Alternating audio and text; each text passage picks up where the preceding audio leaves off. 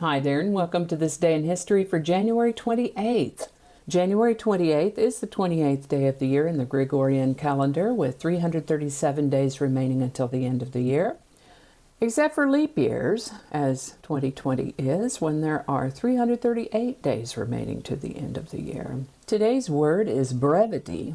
Brevity is a noun that means shortness or conciseness, the attribute of being short or fleeting. For example, if you give a report on agriculture in the Northern Hemisphere in 3 minutes, you have done it with incredible brevity. Brevity comes to us from the late 15th century, from Old French brevet, from Latin brevitas, from brevis, brief. You can use brevity for things that are literally short, like the brevity of an elevator meeting, or the quality of fleetingness, like the brevity of youth, which doesn't seem that brief when you're in the midst of it, but there you go. Brevity is also a style of speaking or writing with economy. Brevity is the soul of wit, said Polonius in Shakespeare's Hamlet, suggesting that witty people know how to make a point without unnecessary words. Alrighty then, now we're going to go back to the year 1777, when British General John Burgoyne submitted a plan on January 28th to the British government to isolate New England from the rest of the colonies. At first this plan seemed to work, but then it went south on him, and he ended up retreating and surrendering 6,000 men. This was actually a pivotal point for the success of the Patriots, because when the French heard about it, they said, "Oh yeah, we can get behind that," and agreed to recognize the independence of the United States. France's eventual support had a lot to do with the ultimate victory of the Patriots in forming the United States. Jane Austen's Pride and Prejudice was first published in the United Kingdom on January 28, 1813. On January 28, 1902, the Carnegie Institution of Washington was founded in Washington, D.C. with a $10 million gift from Andrew Carnegie. On January 28, 1915, during World War I, Germans sunk an American merchant ship. They acknowledged this and apologized, but the damage was done. On January 28, 1917, American forces were recalled from Mexico after over 10 months of fruitless searching for the Mexican revolutionary Pancho, who was accused of leading a bloody raid against Columbus, New Mexico.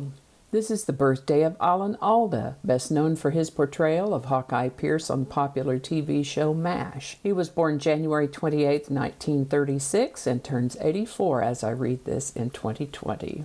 Elvis Presley made his first national television appearance on CBS's Stage Show on January 28, 1956. On January 28, 1958, 19-year-old Charlie Starkweather and 14-year-old Carol Ann Fugate, a couple of teenagers turned serial killers on a crime spree, killed another family. Altogether, their murderous spree left 10 people dead in the span of about a week's time. Fortunately, they were captured the following day. Books, movies, and music have been written about them. Starkweather faced the death penalty and was executed in 1959. Fugate, who turned out to be a model prisoner, was released in 1976 at the age of 33. As far as I could find, she is still alive and 76 years old. And now for some happier news. On January 28, 1958, the Lego company patented the design of its Lego bricks, still compatible with bricks produced today. Whoops, on January 28, 1964, Soviets shot down a U.S. jet that had strayed into East German airspace. There's certainly more to this story, and the link is in the show notes. This is the birthday of actor Elijah Wood, best known for his portrayal of Frodo Baggins in the Lord of the Rings trilogy. He was born on January 28, 1981, and turns 39 as I read this in 2020.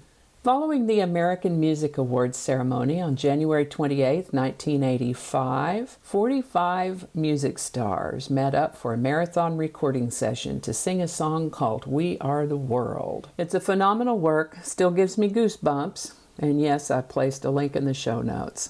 Amazing, rich voices. As I said, I've placed a link in the show notes, so take a look and see how many of the artists you can name. I recognized most of them back then, and again now. They raised more than $60 million for African famine relief. On January 28, 1986, the Space Shuttle Challenger took off from Cape Canaveral, Florida, carrying 5 NASA astronauts, 1 payload specialist, and 1 civilian school teacher. It was to be a historic flight, and in fact it was, but not in the way anyone had planned. A little over a minute, about 73 seconds after the liftoff, the spacecraft essentially disintegrated in an explosion, in the first major shuttle accident in which there were no survivors. And I think that's enough for today. As always, links to my research are included in the show notes. Thanks for watching. Give it a thumbs up if you enjoyed this video. Consider subscribing if you haven't already. Let me know your thoughts in the comments section and share this with others. While you're here, check out my other channel, 8 Susquehanna, link in the show notes. Thanks again, and I'll see you next time. Test, test, test, test. An account of so many mistakes. Girl, you don't need to bark at every dog that goes down the street, okay? There's just no need for it. Do you like it when dogs bark at you? I don't either, so, you don't need to behave that way.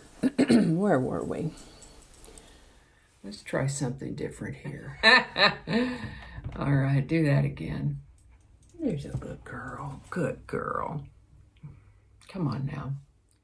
I don't know how all that's going to go together, or if it's even going to make it to the video. We'll just see. Probably cut all that out. That'll all be laying on the cutting room floor.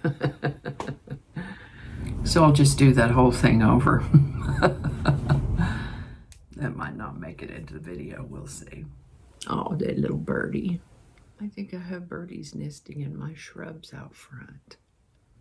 Changing it up.